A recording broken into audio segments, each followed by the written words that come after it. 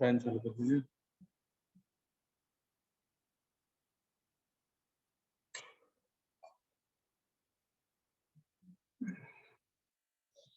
हरे कृष्णा।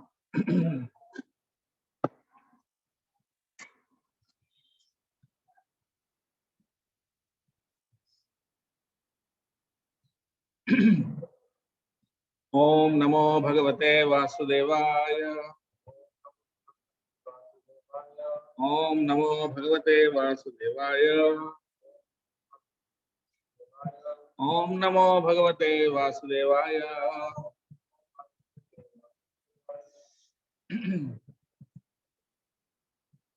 तो आज से हम श्रीमद् भगवद गीता का क्लास डेली शुरू कर रहे हैं ऑनलाइन 7:30 बजे से। आज थोड़ा सा प्रसाद लेने में लेट हो गया, प्रसाद थोड़ा लेट शुरू हुआ।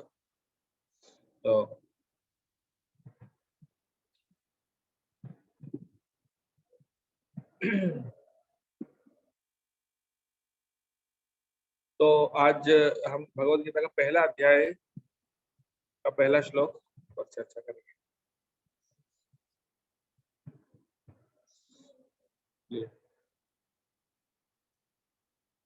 धृतराष्ट्र उवाच धर्मक्षेत्रे कुरुक्षेत्रे समवेतायुत्सवः मामकाः पाण्डवाश्चैव किमकुर्वत संजय। धर्मक्षेत्रे कुरुक्षेत्रे समवेतायुत्सवः मामकाः पाण्डवाश्चैव किमकुर्वत संजय। धर्मक्षेत्रे कुरुक्षेत्रे समवेतायुत्सवः मामकाः पाण्डवाश्चैव किमकुर्वत संजय।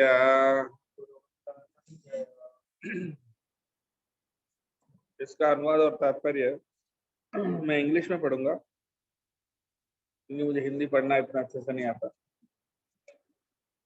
बट उसका एक्सप्लेन मैं हिंदी में करूंगा। धृतराष्ट्र सेड, इसका अनुवाद है, ट्रांसलेशन। इन सब लाइट्स आर मिसिंग। हाँ, वो लाइट, सामने वाला लाइट और उधर ऊपर वाला light. Dhritarashtra said, "O Sanjaya, after my sons and the sons of Pandu assembled in the place of pilgrimage at Kurukshetra, desiring to fight, what did they do?"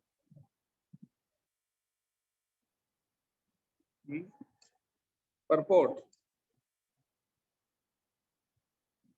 Bhagavad Gita is the widely read theistic science summarized in the Gita Mahatmya.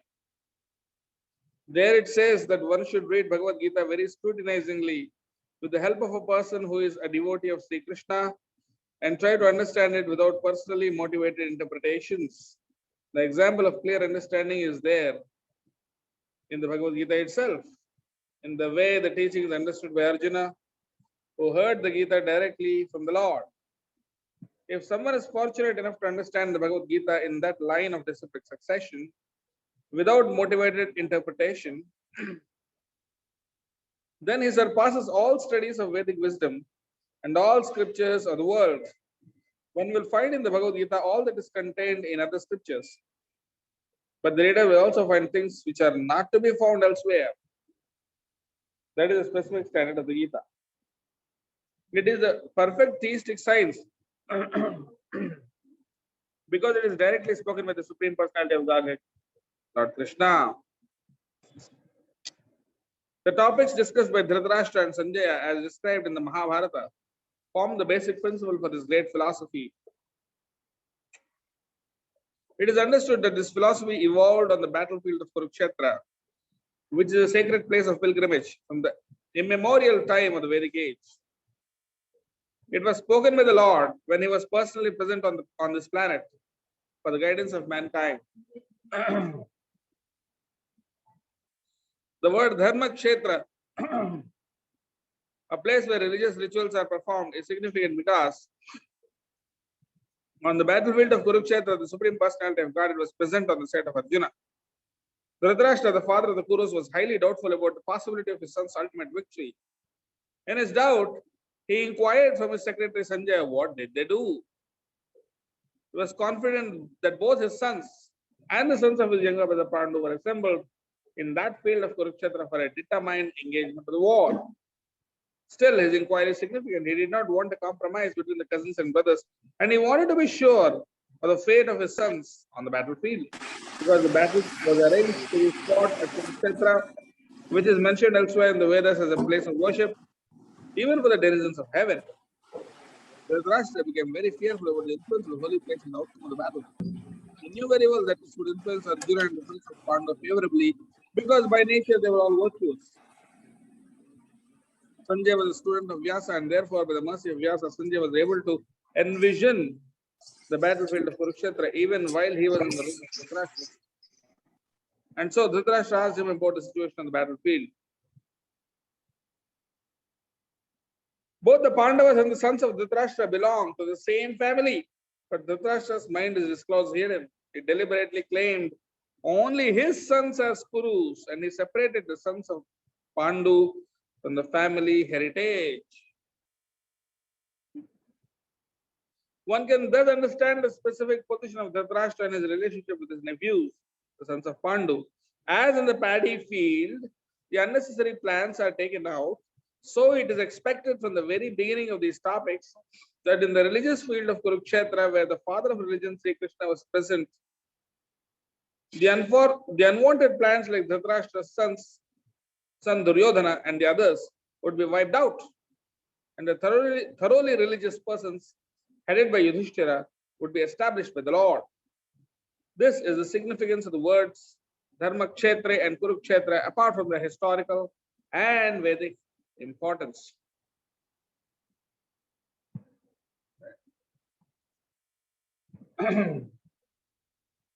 Om Ajnanatimirandhasya Jnananjana Shalakaya Chakshurunmilitam Yena Tasmai Shri Gurave Namaha. Sri Chaitanya Manobhishtam Sthapitam Yena Bhutale Swayam Rupa Kada Mahyam Dadati Swapadantikam Vandeham Sri Guroh Sri Yutavadakavalam Sri Gurun Vaishnavamscha Sri Rupam Sagrajatam Sagana Raghunathanvitam Tam Sajivam Sadvaitam Savadhutam Parijana Saitam Krishna Chaitanya Devam Sri Radha Krishna Padan Sahagana Lalita Sri Visakhanvitamscha Nama Om Vishnu Padaya Krishna Preshthaya Bhutale Srimate Bhakti Vedanta Swaminiti Namine Namaste Saraswate Deve Gauravani Pacharine Nirvishesha Sunyavadi Paschatya Deshatarine Jai Sri Krishna Chaitanya Prabhu Nityananda Sri Advaita Gadadhara Srivasadi Gaura Bhakta Vrinda Hare Krishna Krishna Krishna Hare Hare Hare Rama Rama Rama Hare Hare.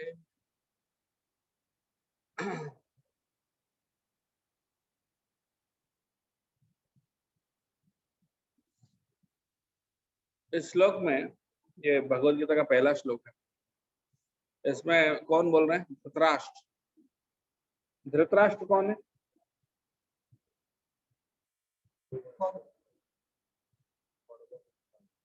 वो जन्म से अंधे थे धृतराष्ट्र,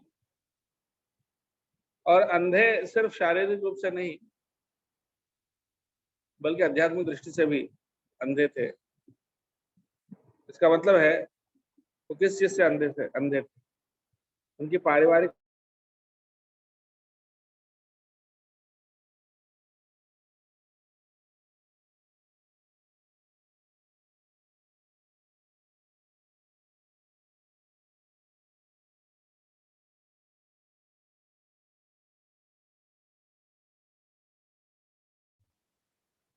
हरे कृष्ण प्रभु जी, sound नहीं आ रहा है। Leg हो रहा है प्रभु जी।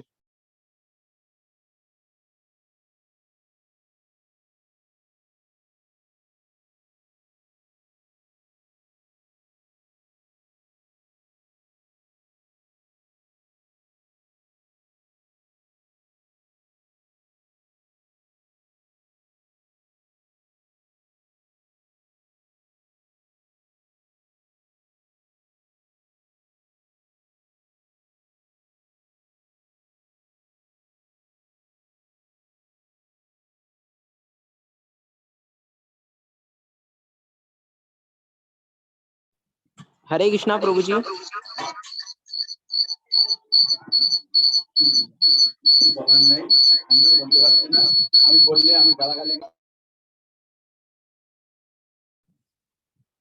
प्रभु जी आपकी वॉइस नहीं आ रही।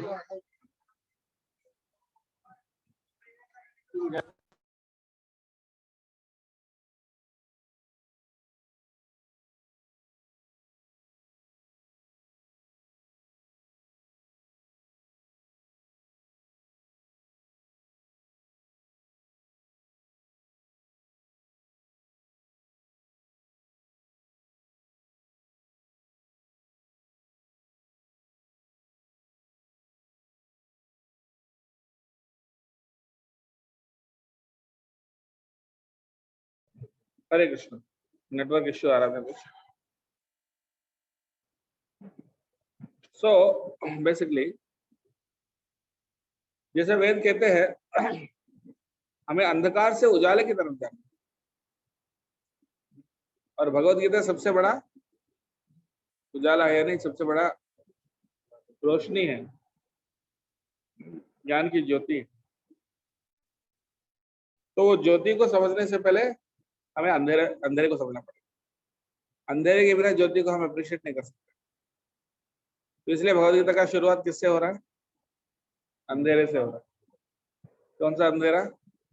धृतराष्ट्र का जो आसक्ति, हाँ, और वो ऐसा लग रहा है कि वो विवश है। वो बोल रहे कि मेरे बेटे और पांडु के बेटे क्या किए कुरुक्षेत्र, धर्म क्षेत्र कुरुक्षेत्र। धर्म क्षेत्र जो धार्मिक क्षेत्र है, कुरुक्षेत्र जो देवताओं के लिए भी पूज्य है, वैसे स्थान में एकत्र हुए मेरे पुत्र और पांडु के पुत्र। एकत्र होकर क्या किए, ये सवाल है उनका। तो अब देखिए यहाँ स्पष्ट रूप से वो भेदभाव दिख रहा है, मेरे पुत्र और पांडु के पुत्र। तो राजनीति में यही होता है, अपना और पराया, मेरा और उनका, हम और वो।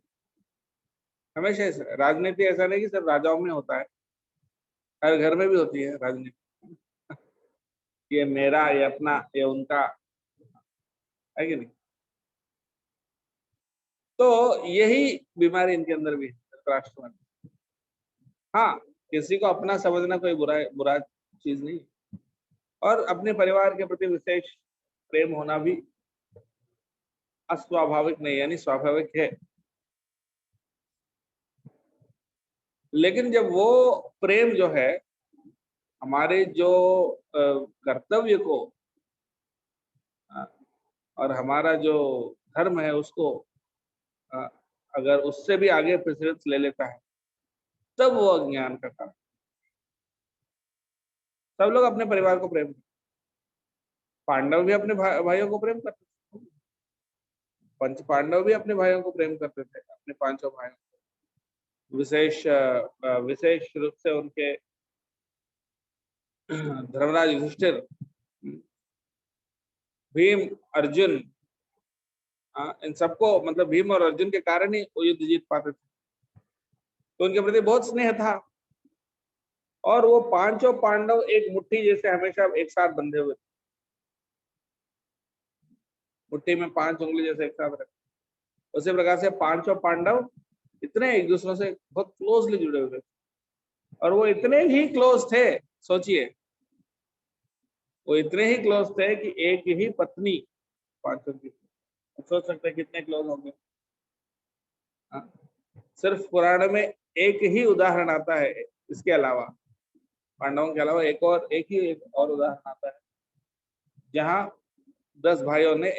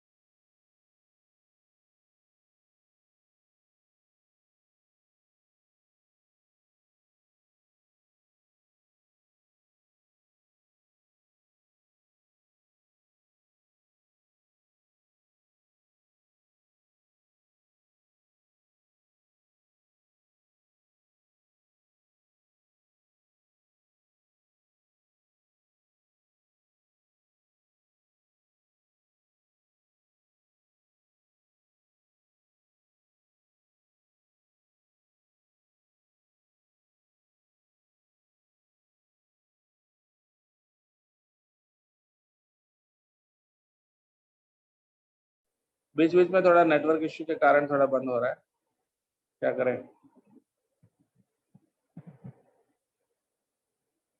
anyway, तो मैं क्या बोल रहा था, क्या कह रहा था मैं? हाँ, तो पांचों भाई इतने क्लोजली एसोसिएटेड थे, पर फिर भी ऑफ कोर्स उनके नियम थे। ऐसा था कि हर एक साल पांडवों में एक व्यक्ति के साथ द्रौपदी रहे, अगले साल दूसरे भाई, और उस दौरान कोई गलती से भी, जब पति पत्नी एक साथ है, गलती से भी उन चारों भाइयों में, बाकी चारों भाइयों में से कोई अगर घुस गया अंदर, तो उनको वनवास में जाना एक साल के लिए। तो ये उनका नियम था। तो एक बार क्या हुआ, युधिष्ठिर महाराज के साथ कौन थे? द्रौपदी और अर्जुन के गांडीव वगैरह शस्त्र अंदर रखे हुए, और कोई आया था, हमें बचाओ, हमें आपकी सहायता चाहिए। उनको सहायता करना भी उनका धर्म था। तो फिर वो क्या किए, जाकर अंदर गए, क्योंकि उनको बचाना भी था धर्म। युधिष्ठिर महाराज बैठे हुए थे, बोले आओ अर्जुन बैठो। बोले नहीं नहीं, मुझे अपने गांडी उठाने, गांडी उठा के बस चले, उनका काम कर लिए। फिर वो निकलने लगे कि वनवास में। युधिष्ठिर महाराज ने बोला इसमें कोई बुराई नहीं, आपने बस आके आपका धनुष लेकर गए, उसमें क्या हुआ, ऐसा कोई बात नहीं। बोलने के लिए नियम। तो उसी दौरान वो शिवजी से पाशुपत अस्त्र लेने के लिए, नहीं शिवजी से इंद्र से मिलने का। तो कहने का मतलब ये है कि पांचों पांडव इतने क्लोजली एसोसिएटेड थे, तो परिवार के प्रति आसक्ति, परिवार को के प्रति प्रेम होना और विशेष स्नेह होना, तो कोई बुराई नहीं। इनफैक्ट वो होना चाहिए, जरूरी। लेकिन समस्या तब आती है कि परिवार के प्रति जो हमारे आसक्ति भगवान से भी थोड़ा आगे हो जाए, धर्म से भी थोड़ा और इम्पोर्टेंट हो जाए, प्रेसिडेंस प्रायोरिटी वो ज्यादा ले ले, तब दिक्कत है। युधिष्ठिर महाराज ऑफ कोर्स अपने भाइयों को बहुत प्रेम करते थे, पांडव भी द्रौपदी को कितना प्रेम करते थे, लेकिन उस युद्ध क्रीड़ा में जब वो पासे फेंकते थे, उस समय पर जब द्रौपदी को वस्त्रहरण करने का प्रयास किया गया था, उसी समय भीमसेन गदा उठा के 100 के 100 कौरवों को मार सकते। पर ऐसा किया क्या? नहीं। क्यों? क्या वो द्रौपदी को प्रेम नहीं करते थे? द्रौपदी के प्रति आसक्ति नहीं थी? परिवार के प्रति उनकी आसक्ति, प्रेम है, लेकिन वो प्रेम से भी ज्यादा इंपॉर्टेंट उनका क्या था? धर्म का पालन। इसलिए यद्यपि भीमसेन द्रौपदी को कितने प्रेम करते थे, कोर्स प्रेम करते थे, लेकिन फिर भी उन्होंने धर्म को त्यागा नहीं। जहां तक युधिष्ठिर महाराज, जब दुर्योधन को यक्षों ने पकड़ लिया, हाँ, गंधर्वों ने दुर्योधन को बंदी बना लिया। दुर्योधन आया था द्वैत वन में पांडवों को थोड़ा हंसी मजाक उड़ाने की। तो देखो आप लोग जंगल में भटक रहे, देखो हम कितने ऐशो आराम में, हम कितने ऐश्वर्य में हम जी रहे, दिखावा करके उनको हंसी मजाक उड़ाने की। और उतने में क्या हुआ, गंधर्व लोग आए, उनको पकड़ के ले गए, बंदी बना ली। किनको? दुर्योधन को। उनके सारे भाई आए, कर्ण भी आया था, कुछ नहीं बिगाड़ पाया। कर्ण तो पहले ही भाग गया था हार के। तब बचा कौन? फिर युधिष्ठिर महाराज के पास खबर आई, तो युधिष्ठिर महाराज, जैसे ही खबर आई तो भीमसेन ने कहा अच्छा काम हुआ, जो काम अपने को करना था वो गंधर्व ने कर दिया, अच्छा काम। युधिष्ठिर महाराज ने कहा नहीं, कोई बाहर से कोई आता है तो हम सब एक साथ 105 ऐसा बोल। कहने का मतलब है कि यद्यपि उनको अपने परिवार के प्रति आसक्ति थी, अपने परिवार के प्रति प्रेम था, लेकिन उस प्रेम जो है धर्म को कभी, धर्म का हानि नहीं हुआ। यद्यपि पांडवों को भी अपने पांचों भाइयों के प्रति कितना प्रेम था, आसक्ति थी, सब कुछ था, लेकिन जब धर्म का पालन का सवाल आया तो दुर्योधन को भी छुड़वाने के लिए भेजा अर्जुन। हाँ, और द्रौपदी का जो उनका प्राण से के समान प्रिय थी, उनका इतना बड़ा अपमान होने के बावजूद भी उन्होंने धर्म के लिए अपने आसक्ति के लिए धर्म को तोड़ा नहीं।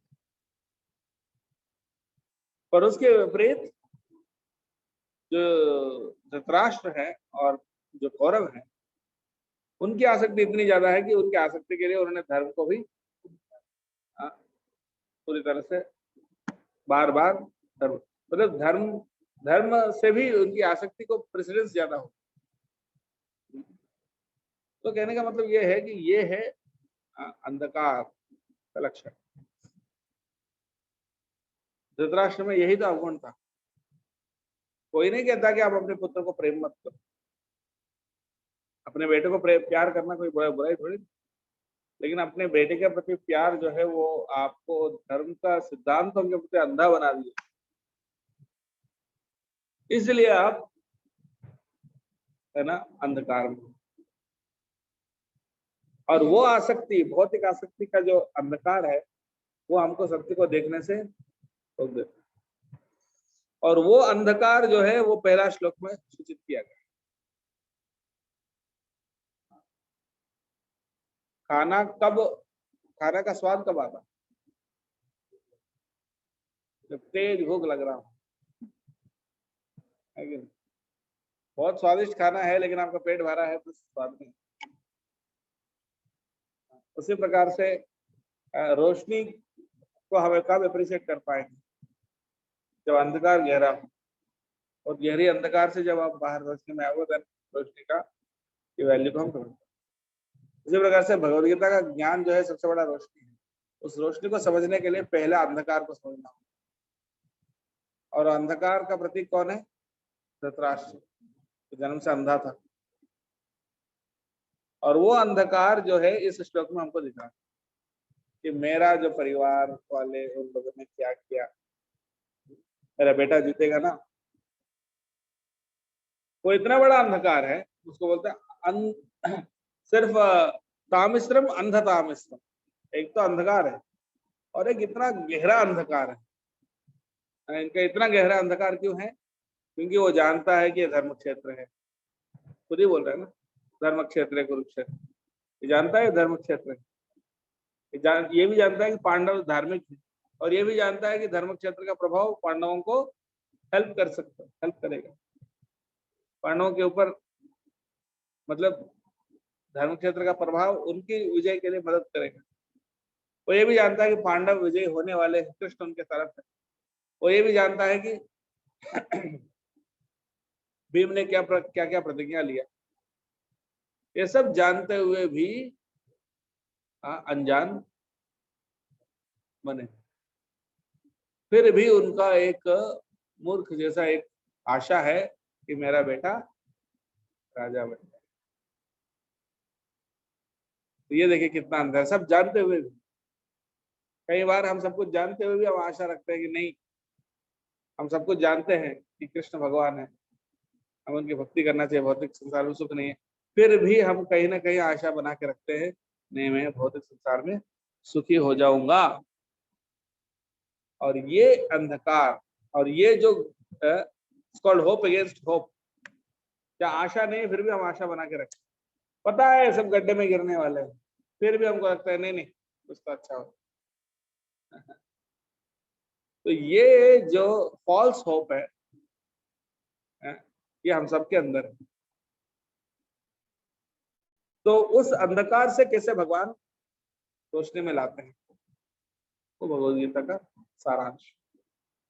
हम सभी धृतराष्ट्र जैसे ही अपने भौतिक आसक्ति के कारण हम सत्य को देखते हुए भी नहीं देख पाते। तेषां प्रवत्तो निधनम पश्यन्नपि न पश्यति, क्या है वो, देहापत्य कलत्रादिश्वात्म सैन्य श्वसत्स्वपि तेषां प्रवत्तो निधनम पश्यन्नपि न पश्यति। देह अपत्य कलत्रादि, शरीर, घर, बीवी, बच्चे, बैंक बैलेंस, ये सारे चीजें जो है ये हमारी सेना है, और इस सेना को लेकर हम मृत्यु से लड़ने के प्रयास, और वो सेना आपको मृत्यु से बचा तो नहीं सकती, लेकिन उससे आसक्त व्यक्ति उनके मृत्यु को देखते हुए भी नहीं देख पाता, क्यों दिख रहा है फिर भी नहीं देख पाता। उनको पता है मरने वाला हूं, लेकिन फिर भी उनको लगता है नहीं। इसलिए उस आसक्ति से बाहर निकलती है, उस आसक्ति से बाहर निकालती है हमें भगवत।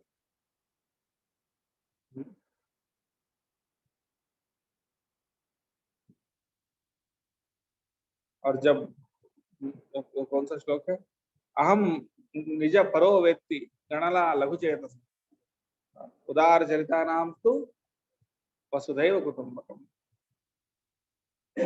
जिनके छोटा मन है वो सोचता है मेरा आपका इनका ऐसा, लेकिन जिनका विशाल हृदय है वो सोचते सब कुछ भगवान का परिवार है। अपने परिवार को बचाना भी अपना कर्तव्य है, ऐसा नहीं। अपनी संपत्ति को, अपनी परिवार को बचाना जरूरी है, ये तो कोई भी आके उसको लूट के ले जाना चाहता। जैसे पांडवों ने वही तो किया, अपने राज्य को बचाया, जो गलत तरीके से उसको हड़पने की कोशिश किया गया था। अपने आप को आत्मरक्षा करना जरूरी है, नहीं तो कोई भी आपका हर चीज हड़प लेगा, आपके पास कुछ भी नहीं बचेगा। ये भौतिक संसार का नियम है। आपके पास कोई भी अच्छा चीज है, उसको लेने के लिए 10 लोग तैयार होते हैं। तो अपनी वस्तु को बचाना भी आपका कर्तव्य है, लेकिन उस चक्कर में अगर आप धर्म को भूल जाते हैं तो तब आप अंधे हो जाते हैं। तो अपने परिवार को बचाना भी जरूरी है, एट द सेम टाइम हृदय विशाल भी रखना जरूरी है। इसलिए जैसे खेती में क्या होता है, जो अच्छा पौधा है जिसकी खेती कर रहे हैं उसको रख के बाकी सब खरपतवार को उखाड़ के फेंक दे। तो धर्म रूपी क्षेत्र में, क्षेत्र का मतलब जो खेत शब्द है ना, हिंदी में खेत किसको बोलते हैं, फील्ड, खेती की जाती है। खेत जो शब्द आया वो संस्कृत से आया। संस्कृत में क्या है? क्षेत्र। क्षेत्र शब्द से आया खेत, और इसी से आया खेती। तो असल में क्षेत्र का मतलब है फील्ड, जहां कोई भी अनाज या कोई भी चीज उगाया जाता है। तो चावल का खेत में क्या उगाते हैं? चावल। गेहूं का खेत में गेहूं। फिर उसी प्रकार से धर्म का खेत में धर्म को उगाया जाता है। धर्म क्षेत्र, धर्म को उगाया जाता है तो अधर्म को उखाड़ के फेंका जाता है। ये खुद ही धृतराष्ट्र बोल रहा है, तो खुद ही धृतराष्ट्र अपने शब्दों में कह रहा है, पर फिर भी उनको आशा है कि मेरा बेटा जीत जाएगा। हाँ, नहीं, अपना बेटा जीत जाएगा। तो यही हमारी आसक्ति। आसक्ति ऐसा काम करता है, हम सब कुछ जानते हुए भी हम छोड़ नहीं सकते, छोड़ना नहीं चाहते, सत्य को स्वीकारना नहीं चाहते, इसलिए हमको बार बार सुनना चाहिए। धृतराष्ट्र का उद्धार कैसे हुआ? बेचारा विदुर उनको बार बार अच्छा उपदेश देता था, लेकिन धृतराष्ट्र सुनता तो था। धृतराष्ट्र सुनने में अच्छा लगता था उनको, विदुर का उपदेश सुनता था, बहुत अच्छा। हाँ, और थोड़ा उनके दिल में कुछ परिवर्तन भी होता था। पर जैसे उनको थोड़ा सा विदुर के बातों से थोड़ा सा प्रभाव पड़ने लगा, तो दुर्योधन समझ गया मेरे पिताजी विदुर का बात सुन रहे हैं। फिर जाके ब्लैकमेल करता था, तुम विदुर का बात सुनोगे, तुम ऐसा करोगे, मैं आत्महत्या कर लूंगा, इस तरह से। तो उनको सुनना अच्छा लगता था, लेकिन उस संग के कारण उसका प्रभाव नहीं पड़ा। और आखिरी में कैसा उद्धार हुआ उनका? जब उनके सारे पुत्र मर गए, सारे दुष्ट खत्म हो गए, तब फिर से विदुर गया था, उनको अच्छा उपदेश दिया, तब फिर वो उनके अंदर वैराग्य आई और राज्य को छोड़कर फिर वो तपस्या करने चले जाते हो, भागवत में वर्णन। तो धृतराष्ट्र जैसा दुष्ट भी साधु बन जाता। कैसे? बार बार श्रवण करने से, शुद्ध भक्तों से श्रवण करने से। इसलिए हम भी धृतराष्ट्र जैसे ही हैं। हमारे अंदर भी आसक्ति इतना प्रबल है कि हम छोड़ना नहीं चाहते। उसके लिए क्या उपाय है? श्रवण करना, साधुओं का संग करना, उनसे श्रवण करना, और जो दुष्ट है उनसे दूर रहना। असत्संग, असत्संग त्याग, यही वैष्णव आचार। जितना आपको पूछा वैष्णव का आचार क्या है, उन्होंने क्या बोला? असत्संग से दूर रहना, गलत संगति से दूर रहना ही वैष्णव का आचार। गलत संगति से दूर रहो, साधुओं के संग में रहो और उनसे शुद्ध भक्तों से श्रवण करो। तो ये हमारे आसक्ति के लिए सबसे बेस्ट दवाई है। और वो सुनने का जो गुण है वो अच्छा गुण किसके अंदर?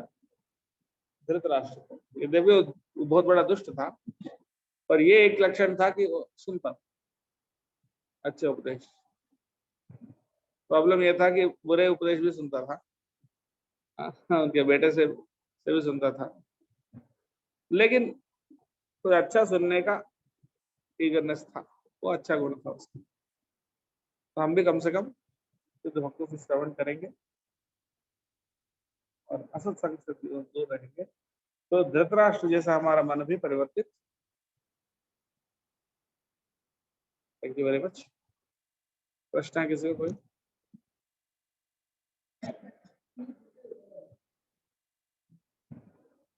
और उनको मतलब साथ पीने की शक्ति मामा थी, तो भगवान भी उनके साथ खेल सकते हैं। मतलब इतना होता है कि मतलब हेल्प कर सकते हैं कि हर जगह भगवान उनके साथ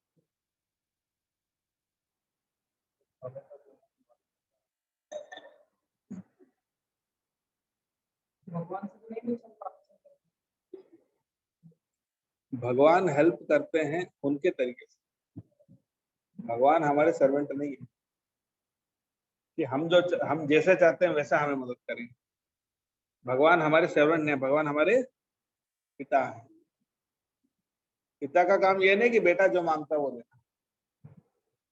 पिता का काम यह है कि बेटे के लिए जो अच्छा हो उनके हिसाब से वो करना। तो भगवान मदद करेंगे, लेकिन वो अपने टर्म्स में करेंगे, आपके टर्म्स में नहीं करेंगे। हम युधिष्ठिर महाराज के जगह होते तो हमारी एक्सपेक्टेशन रहती है भगवान आके हमारे साथ वो भी खेलेंगे। क्या उनको इनवाइट किया था सर? युधिष्ठिर महाराज खुद ही खेलना नहीं चाहते थे, और प्रतिज्ञाबद्ध थे ना वो।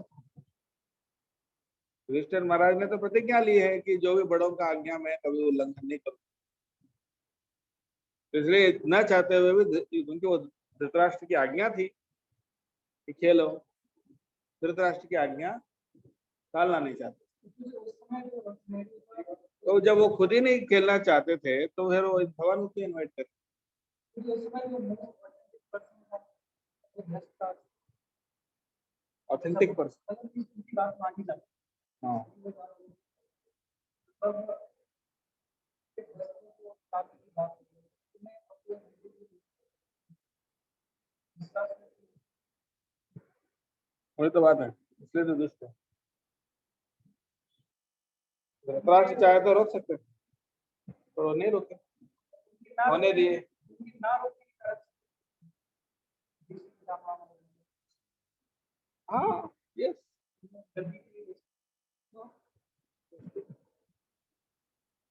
इसलिए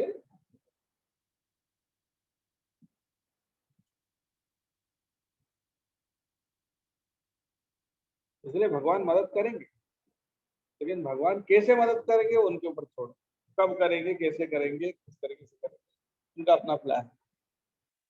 वो सब हम समझ जाते तो हमें भगवान मिल जाए। भगवान का अपना प्लान है, कैसे बचाना, कब बचाना, कैसे मदद करना।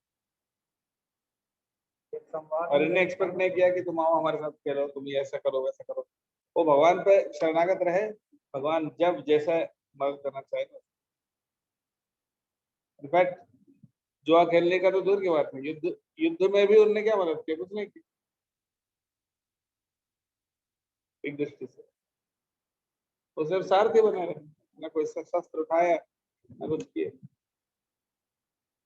वो एक्सेप्ट किए, उन्हें चॉइस दिया, मैं तो ये लड़ूंगा नहीं, मैं अकेला रहूंगा, मेरा जो नारायणी सेना है जो मेरे समान पावरफुल है सब, तो मैं कौन सा चाहिए। तो भगवान कैसे मदद करेंगे वो एक्सपेक्ट नहीं की, इसलिए तो भक्त तो भगवान से कुछ एक्सपेक्ट नहीं करते, और बल्कि भगवान जो करते हैं उसका एक्सेप्ट करते हैं। कोई व्यक्ति भक्ति नहीं, जैसे भक्ति डिफाइन किया गया है, उसके अंदर में ये सोच है कि जो भी कर रहा है भगवान कर रहा है, भगवान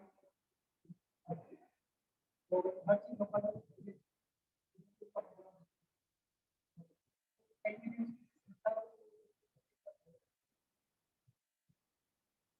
डेफिनेटली। देखिए, श्रद्धा कई लेवल का होता है। पहली श्रद्धा तो यह है कि भगवान है, उसके ऊपर उसके आगे और श्रद्धा है कि कृष्ण भगवान है, उसके आगे और श्रद्धा है कि शास्त्र भगवान की वाणी है, उसके आगे और श्रद्धा है कि गुरु शिष्य परंपरा से हमें ज्ञान लेना, उसके आगे और श्रद्धा है किसी गुरु और वैष्णव के ऊपर, है ना। तो श्रद्धा अलग अलग लेवल का होता है। तो जिसको पहले एक लेवल की श्रद्धा है, फिर धीरे धीरे उसको उसके अनुसार वो कार्य करेगा, तो फिर भगवान की कृपा से श्रद्धा और नेक्स्ट लेवल में। इसलिए वो बताया गया जो भगवान को मानता है लेकिन शास्त्र को नहीं मानता है वो भी नास्तिक है, वो भी एक प्रकार का नास्तिक है। तो भगवान को मानता है लेकिन शास्त्रों को नहीं मानता, वो भी एक प्रकार का नास्तिक। हाँ, जो भगवान को मानता है और शास्त्रों को भी मानता है लेकिन किसी गुरु को नहीं मानता है, वो भी एक प्रकार का नास्तिक। तो कहने का मतलब श्रद्धा कई लेवल का होता है।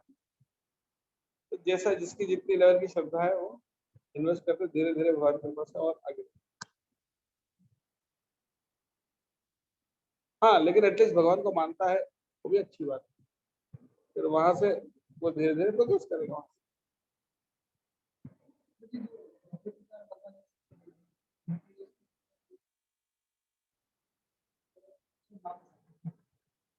हाँ वेल अच्छा है, कम से कम भगवान का शरण तो ले रहे हो,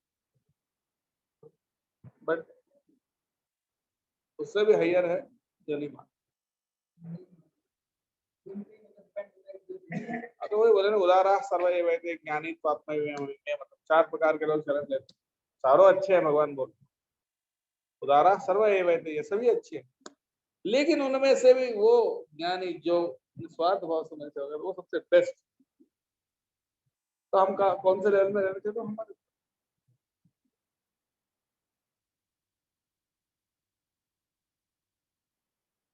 ठीक है। और कोई सवाल ऑनलाइन, किसी का कोई सवाल है? प्रभु जी। हाँ यस, कौन हेलो, है? हिमांशु यादव। प्रभु जी Hare Krishna. Yes, are you from Bhopal? No no no, Himanshu Yadav, Indore Indore from Indore. Okay बताइए। प्रभु जी, जैसे कि first journey of self discovery में वाले सेशन में जैसे बताया था कि नो इलिसिट रिलेशनशिप, लेकिन पांचाली के तो 5 हस्बैंड थे। तो what makes you think that is illicit? Hmm, आप सोच भी कैसे सकते हैं कि वो इलिसिट है? नहीं, बट एक पर स्त्री पर पुरुष होता है। इलिसिट नहीं है वो।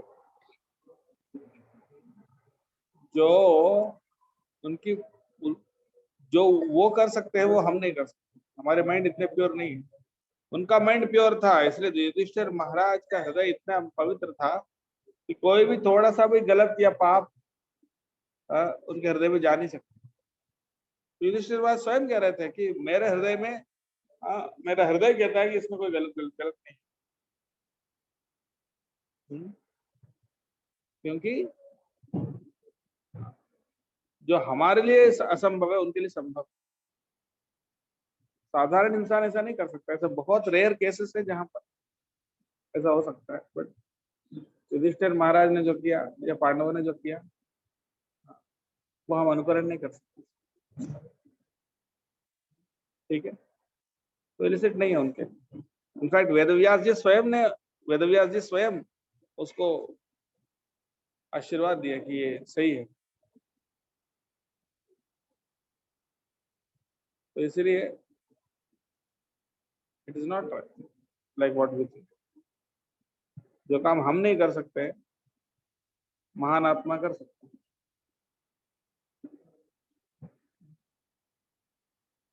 कि हमारे जैसे वो भौतिक आसक्ति में नहीं है, हमारे जैसे वो, हमारा स्तर अलग है, उनका स्तर अलग।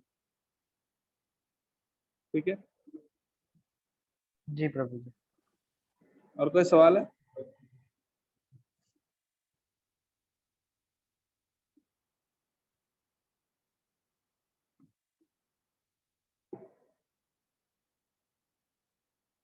और किसी के कोई सवाल है?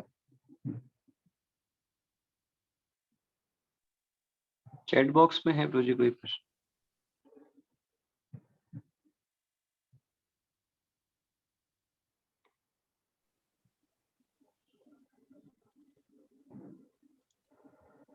श्रद्धा, कई बार ऐसा होता है कि हम भक्ति में प्रोग्रेस करना चाहते हैं लेकिन फैमिली फेवर नहीं होता, तो हमें प्रॉब्लम होती है। प्रभु जी,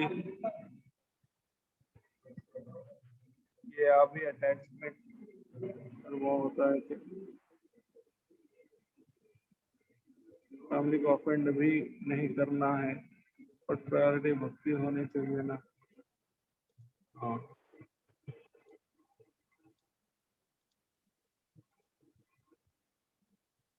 बहुत अच्छा प्रश्न है।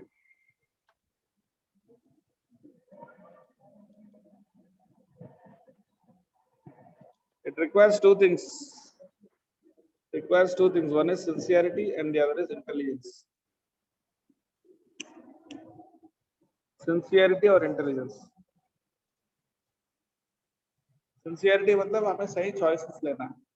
भले परिवार मना किया लेकिन हमको भक्ति नहीं छोड़नी। इसके लिए क्लासिक एग्जाम्पल है प्रहलाद जी। प्रहलाद जी ने तो नहीं छोड़ा, जब उनके पिता हिरण्यकशिपु ने बहुत जोर डाला, बहुत यातनाएं दी, फिर भी उन्होंने ये नहीं छोड़ा। लेकिन साथ में थोड़ा इंटेलिजेंस की भी जरूरत है सिंसियरिटी के साथ साथ, कि जो चीज वो नहीं समझ सकते हैं उनके सामने बताना ही क्यों। तो प्रहलाद महाराज जैसे बहुत महान वैष्णव तो है नहीं, हमें भी परिवार में आसक्ति है। Excuse me.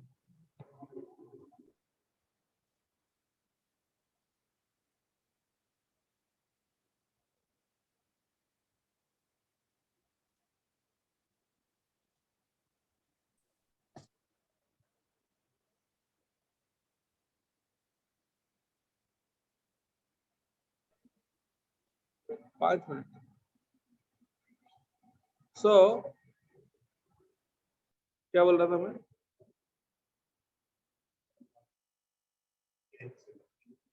हम प्रहलाद महाराज जैसे महान शुद्ध भक्त तो है नहीं कि परिवार के प्रति हमारा कोई आसक्ति ना हो, या परिवार के कुछ भी कहे हम फिर भी भक्ति करें, इतनी उन्नत भक्ति तो नहीं है, उसका हमें समझना होगा।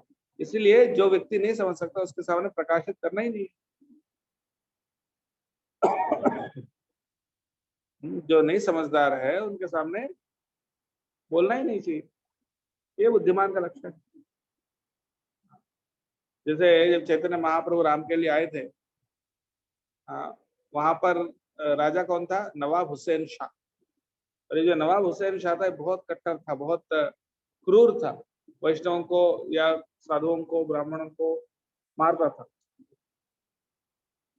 तो चैतन्य महाप्रभु आए थे, वहां हजारों लाखों लोग उनके फॉलो करने लगे, और उनका पूरा खबर उनको आया था किनको? हुसैन शाह, नवाब हुसैन शाह।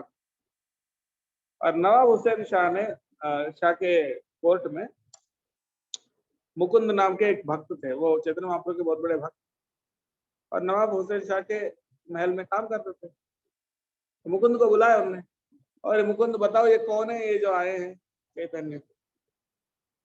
तो मुकुंद क्या करते? सच बता सकते थे, ये तो भगवान के अवतार है, ये तो शुद्ध भक्त है, मतलब भगवान के परम भक्त है और भगवान के अवतार भी है, ये महान है, ऐसा ऐसा। तो पर उससे क्या होगा? उनकी क्रूरता और बढ़ सकती है। इसलिए उन्होंने क्या कहा, अरे चैतन्य ये तो गरीब वो भिखारी है।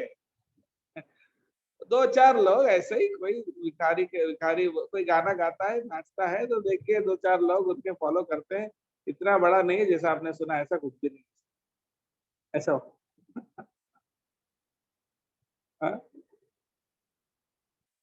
तो तब नवाब हुसैन शाह बोला, मुझे पता है तुम सब सच को छुपा रहे हो, कितना हिम्मत है तुमको?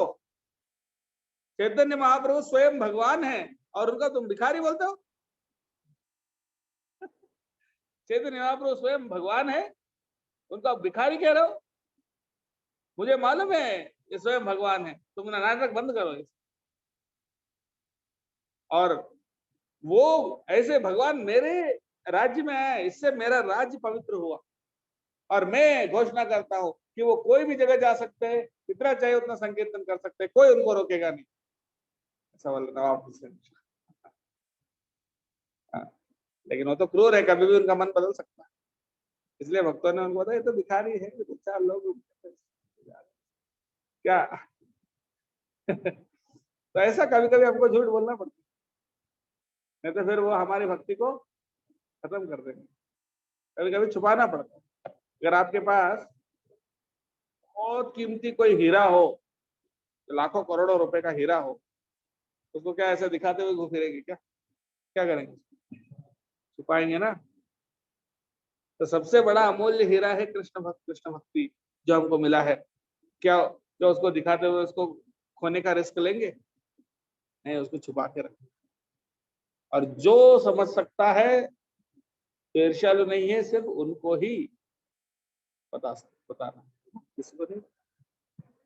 इसके लिए थोड़ा सा इंटेलिजेंस की आवश्यकता होती है, क्या किसको बताना है, क्या किसको नहीं बताना, कब किस चीज को दिखाना है, किस चीज को नहीं दिखाना, और कैसे बुद्धिमत्ता से अपने काम को निकालना है, ये समझने के लिए बुद्धिमत्ता की आवश्यकता होती है। साथ में सिंसियरिटी की भी आवश्यकता होती है। एक तरफ हमको सोचना चाहिए कुछ भी हो जाए मैं भक्ति तो नहीं छोड़ू, लेकिन साथ में थोड़ी इंटेलिजेंस की भी जरूरत है कि ऐसा नौबत ही ना आए कि उसको छोड़ना पड़े, ऐसी बुद्धिमत्ता चाहिए।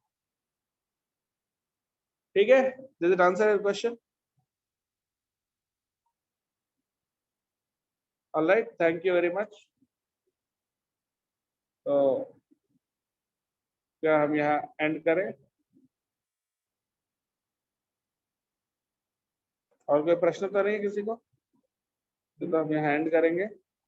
फिर कल सुबह 7 बजे भागवतम क्लास, दोपहर को 1 बजे ब्रह्मचारी क्लास, और शाम को 7:30 बजे भगवद गीता क्लास में फिर कल मिलेंगे।